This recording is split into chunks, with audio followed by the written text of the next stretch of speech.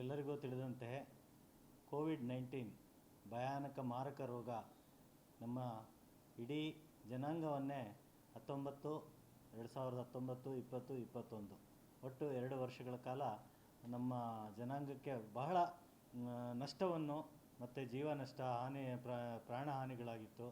ಮತ್ತು ಎಲ್ಲರೂ ಆ ಒಂದು ಭಯಾನಕ ಜೀವನದಲ್ಲಿ ಕಳೆದಿದ್ರು.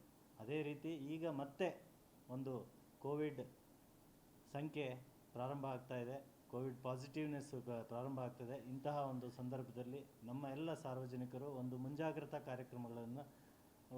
ಮುಂಜಾಗ್ರತೆಯನ್ನು ವಹಿಸಬೇಕಾಗುತ್ತೆ. ಅದರಲ್ಲೂ ಆರೋಗ್ಯದ ಬಗ್ಗೆ ಮುಖ್ಯವಾಗಿ ಗರ್ಭಿಣಿ ಸ್ತ್ರೀಯರು ಬಹಳ ಹುಷಾರಾಗಿ ನೋಡ್ಕೋಬೇಕು.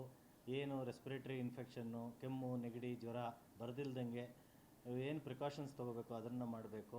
ಮತ್ತು ಹಿರಿಯರು ಏನು ವಯಸ್ಸಿನಲ್ಲಿ 60 ವರ್ಷ 70 ವರ್ಷ ಮೇಲ್ಪಟ್ಟವರು ಆ ಒಂದು ಕಾಳಜಿಯನ್ನು ವಹಿಸಬೇಕು. ಹೆಚ್ಚಿಗೆ ಥಂಡಿನಲ್ಲಿ ಇರಬಾರ್ದು ಅನ್ನೋದನ್ನು ವಹಿಸಬೇಕು. ಆದಷ್ಟು ಬಿಸಿ ಆಹಾರವನ್ನು ಸೇವಿಸಬೇಕು. ಒಳ್ಳೆಯ ನೀರು, ಗಾಳಿಯನ್ನು ಸೇವಿಸಬೇಕು. ಮತ್ತು ಮಕ್ಕಳಿಗೆ, ಸಣ್ಣ ಮಕ್ಕಳೇನಿರ್ತಾರೆ ಅವರನ್ನು ಈ ಒಂದು ಇನ್ಫೆಕ್ಷನ್ ಆಗದಿಲ್ದಂಗೆ ನೋಡ್ಕೊಳೋದಕ್ಕೆ ಪ್ರಿಕಾಷನ್ಸನ್ನು ತಗೋಬೇಕು.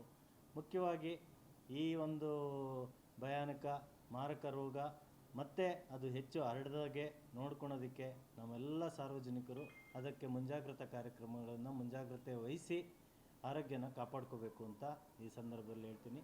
ಮತ್ತು ಭಯ ಪಡೋ ಅಂಥದ್ದು ಇಲ್ಲ ಅಂತ ಅನಿಸುತ್ತೆ ನಮಗೆ. ಯಾಕೆ ಅಂತಂತಂದರೆ ಈಗಾಗಲೇ ನಮ್ಮ ದೇಶದಲ್ಲಿ ಪ್ರತಿಯೊಬ್ಬರಿಗೂ ಕೋವಿಡ್ ವ್ಯಾಕ್ಸಿನ್ ಅದಾಗಲೇ ಬಂದಿತ್ತು. ಆ ಒಂದು ಇಮ್ಯುನಿಟಿ ಎಲ್ಲರಲ್ಲೂ ಬೆಳ್ಕೊಂಡಿರುತ್ತೆ.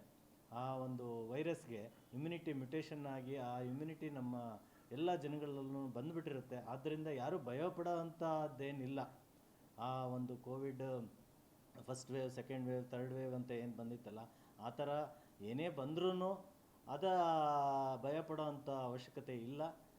ಮತ್ತು ಅದಾಗಲೇ ಆ ವೈರಸ್ಗೆ ಒಂದು ಇಮ್ಯುನಿಟಿ ಡೆವಲಪ್ ಆಗಿಬಿಟ್ಟಿದೆ ಸಮಾಜದಲ್ಲಿ. ಪ್ರತಿಯೊಬ್ಬರ ಜನಗಳಲ್ಲೂ, ನಮ್ಮಲ್ಲೂ, ನಮ್ಮ ಬಾಡಿನಲ್ಲೂ ಇಮ್ಯುನಿಟಿ ಡೆವಲಪ್ ಆಗಿರೋದ್ರಿಂದ ಅಷ್ಟೊಂದು ಸಿವಿಯಾರಿಟಿಗೆ ಹೋಗೋದಿಲ್ಲ ಅಂತ ಅನಿಸುತ್ತೆ. ನಮ್ಮ ವೈದ್ಯಕೀಯ ಲೆಕ್ಕಾಚಾರಗಳ ಪ್ರಕಾರ ಅದು ಅಷ್ಟೊಂದು ಸಿವಿಯಾರಿಟಿ ಆಗೋದಿಲ್ಲ.